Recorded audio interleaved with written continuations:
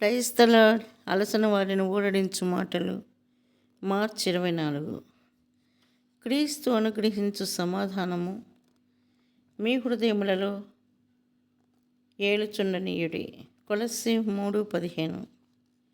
అంతరంగములో సమాధానమును కలిగి ఉండుటను బట్టియే దేవుని పరిపూర్ణ చిత్తమును మనం గ్రహించగలము. ఆ సమాధానము లేకుండా దానిని కనుగొనలేము. హెబ్రీ 13:20-21. దేవుని చిత్తమును ఏ విధముగా కనుగొనవలెనో తెలిసి ఉండని ఎడల వారు తమ వ్యాపారములలో, వివాహములలో, ఇంకా తమ జీవితంలోని ఇతర ప్రణాళికలలో వారు చాలా తప్పులు చేయుదురు. ఆ తరువాత సంవత్సరములలోపు గొప్ప క్రయమును చెల్లించెదరు. కాబట్టి మన సమాధానం సరి అయినదని, నిజమని, అనుకరణ కాదని నిశ్చయం చేసుకున్నట చాలా ముఖ్యమైనది. యేసుక్రీస్తు ప్రభు తన సమాధానమునే మనకిచ్చును. నా సమాధానము మీకు ఇచ్చుచున్నాను, నా స్వంత సమాధానము. ఆయనే మన సమాధానమగును. మనము మన ప్రాచీన స్వభావమునకు చనిపోవునట్లు ఆయన మరణించి తిరిగి లేచెను.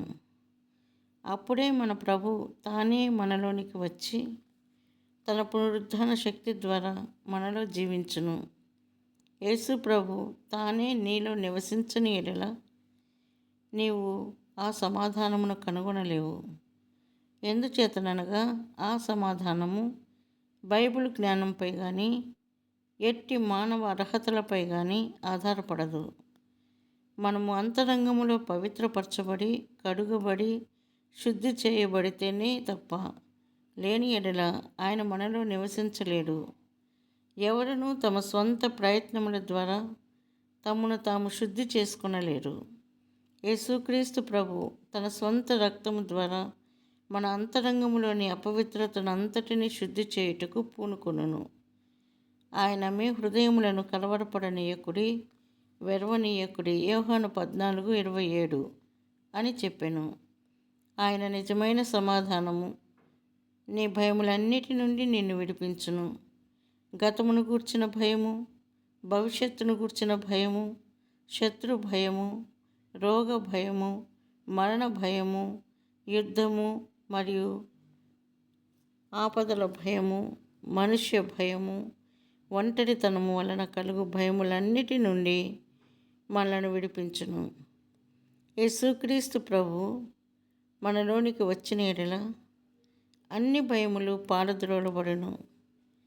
మానవ సంబంధమైన కార్యకలాపములు ఈ భయములను తొలగించలేవు. భయము మిక్కిలి బాధాకరమైనదని లేఖనము చెప్పుచున్నది. ఆ భయము నిన్ను నెమ్మది లేకుండా చేసి నీ నిద్రను, ఆకలిని తీసివేయును. ఏ మానవుడును ఆ భయమును తీసివేయలేడు, కానీ ప్రభువు తీసివేయగలడు. ఆయన మీ హృదయములను కలవరపడనీయకుడి, వెరవనీయకుడి అని చెప్పుచున్నాడు. కొలస్సీ 3:15 క్రీస్తు అనుగ్రహించు సమాధానము మీ హృదయములలో ఏలుచుండనీయుడి. ఇందుకొరకే మీరొక్క శరీరముగా పిలువబడితిరి అని చదువుచున్నాము. ఆ సమాధానము అందరితో నిన్ను ఒకనిగా చేయును. మలయాళీయులు, తమిళులు, పంజాబీలు, ధనికులు, పేదలు, తెలుపు, నలుపు, కోమటి, మరి అది ఏది అయినను అన్ని భేదములు తొలగించబడును. ఏ మానవుడు దీనిని చేయలేడు, కానీ యేసుక్రీస్తు ప్రభువులోని మనం అందరితో ఎక్కడైనను అన్ని చోట్ల పరిపూర్ణముగా ఒకటిగా ఉండగలము. నేను అనేక దేశములు దర్శించు ఆధిక్యత కలిగి ఉంటిని. ఏ దేశములో కూడా నేను క్రొత్త వాడనను భావన నాకు కలగలేదు. నాకు భాష రాదు, కానీ ప్రభువును ప్రేమించు వారితో నేను కూడా ఒకనిగా భావించగలిగితిని. మాలో ఏ భేదభావము లేకుండెను.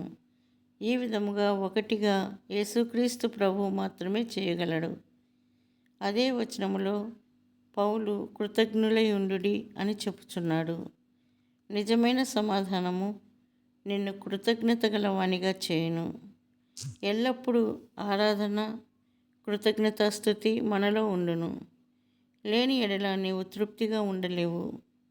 నీవు సనుగుచు దినమును ఆరంభించి సనుగుచు దినమును ముగించుదువు.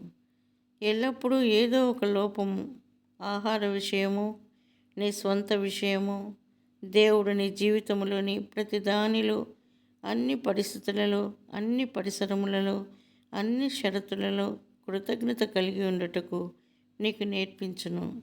ప్రతి ఒక్కటి మన మేలు కొరకే జరుగును కనుక మనము దేవుని ప్రేమ, దయ, కృపలను బట్టి ఆయనకు కృతజ్ఞతలు చెల్లించుదము.